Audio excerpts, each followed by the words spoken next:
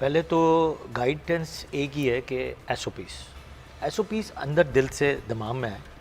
एक चीज़ फैसल आपको बात बताऊं, हमारे यहाँ प्रॉब्लम ये है कि आप एक एग्जांपल लेते हैं, जब एक बंदा सफ़र कर रहा होता बाइक पे, हेलमेट नहीं पहनता हमारे यहाँ। वो क्यों नहीं पहनता? वो कहता है यार कि जो होगा हो जाएगा, अल्लाह बड़ा है, सफ़र की दुआ पढ़ लेंगे हो जाएगा।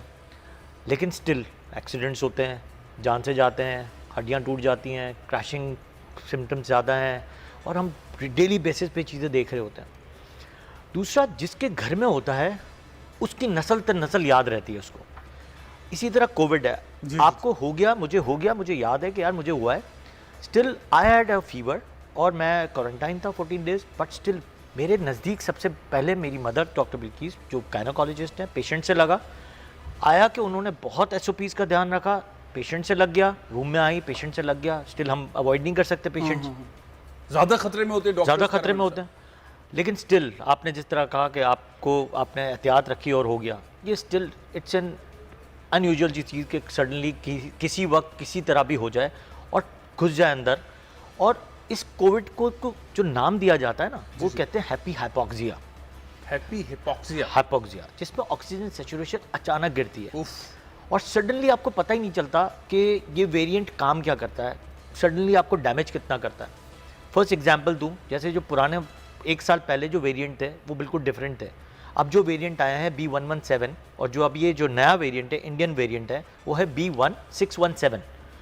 सबसे ख़तरनाक वेरिएंट है जिसमें आपको यही नहीं पता चलता 4 दिन तक कि मेरे साथ अंदर लंग में हो क्या रहा है। आप आराम से बैठें, 4-5 दिन बाद सडनली जो है ड्रॉप करेंगे और ऑक्सीजन पे चले जाएंगे। फिर वो ऑक्सीजन सैचुरेशन मेंटेन नहीं होती है, क्योंकि वो 20 लीटर्स आपको लेना बहुत मुश्किल काम है। सडनली आप कहाँ ढूंढने जाएंगे? सडनली रात के 12 बजे आपको ऑक्सीजन, बहुत ब्लैकमेलिंग है।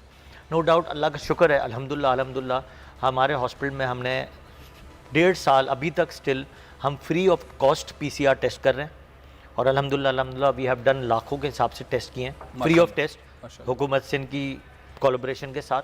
Still I have applied for vaccine centre कि मेरे हॉस्पिटल में वैक्सीन सेंटर बने और हम फ्री वैक्सीन दें और वैक्सीन हम फ्री करें कि लोगों को लाइन से बचाएं, SOPs का ध्यान रखें और उस चीज़ से बचें। सेकेंडली, मैंने कम से कम 150 से 200 पेशेंट ऐसे घर पे ट्रीट करवाए हैं कि जिनको हमने ऑक्सीजन सप्लाई करवाई with minimal charges, staff arrange करवाया लड़ झगड़ के मिनिमल चार्जेस पे, लोगों के घर तक जो रेमडेसिविर है या स्टेरॉइड्स हैं वो पहुँचवाए विद द कंपनी की हेल्प से कि उसी रेट पे मिले जो ब्लैकमेलिंग ना हो।